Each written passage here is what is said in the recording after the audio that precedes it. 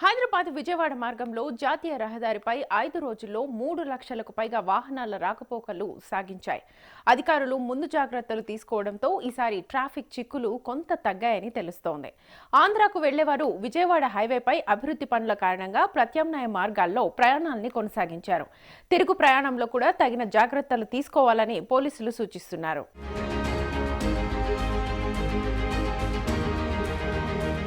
సంక్రాంతి పండుగ ముఖ్యంగా తెలుగువారు ఘనంగా జరుపుకునే పండుగ. అటువంటి సంక్రాంతి పండుగకు హైదరాబాద్ నగరం అంతా ఖాళీ అయింది. హైదరాబాద్ నుండి ఏపీకి లక్షల మంది తరలి వెళ్లారు. దీంతో హైదరాబాద్ విజయవాడ జాతీయ రహదారి NH-65 ప్రయాణికుల రద్దీతో కిటకిటలాడింది. నేషనల్ హైవేపై కొన్ని చోట్ల ట్రాఫిక్ సమస్యలు చోటు చేసుకుంది. గత 5 రోజులుగా ఈ మార్గం అసాధారణ రద్దీతో కొనసాగింది. యాదాద్రి భువనగిరి జిల్లాలోని పతంగి టోల్ ప్లాజా వద్ద నిర్వహించిన గణాంకాల ప్రకారం 5 రోజుల వ్యవధిలోనే రెండు వైపులా కలిపి మొత్తం 3 లక్షల వాహనాలు ఈ మార్గంలో రాకపోకలు సాగించాయి. ఈ వాహనాలు దాదాపు 2 లక్షల వాహనాలు హైదరాబాద్ నుంచి విజయవాడ వైపు వెళ్లిన వాహనాలే కావడం గమనార్హం.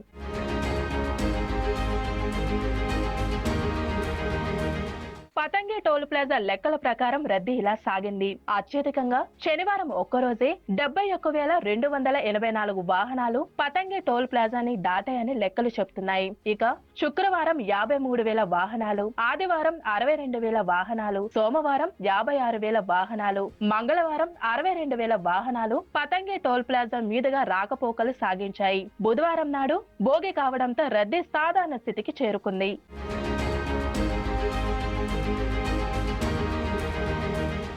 గత ఏడాదితో పోలిస్తే ఈసారి ప్రయాణికుల రాకపోకలు పెరిగాయి.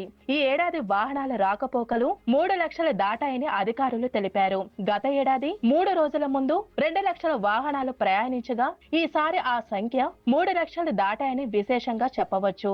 రద్దీని దృష్టిలో పెట్టుకుని టోల్ ప్లాజాల వద్ద ప్రత్యేకమైన కౌంటర్లు ఏర్పాటు చేయడం, ఫాస్టాగ్ స్కానింగ్లు వేగవంతం చేయడం వంటి చర్యలతో రద్దీ ఎక్కువగా ఉన్నప్పటికీ పెద్దగా ట్రాఫిక్ జాములు కాకుండా ప్రయాణాలు సాగాయి.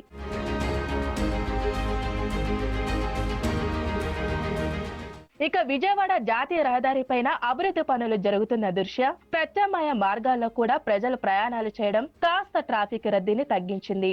గుంటూరు, మాచర్ల, అద్దంకి, ఒంగోలు, ప్రకాశం, నెల్లూరు జిల్లాలకు వెళ్లేవారు సాగర్ హైవే మీదుగా వెళ్లారు. ఖమ్మం, విజయవాడ వైపు వెళ్లేవారు భువనగిరి, చిట్యాల మార్గం నుండి ప్రయాణించారు. తిరుగు ప్రయాణాల్లో కూడా కాస్త జాగ్రత్త తీసుకోవాలని అధికారులు సూచించారు.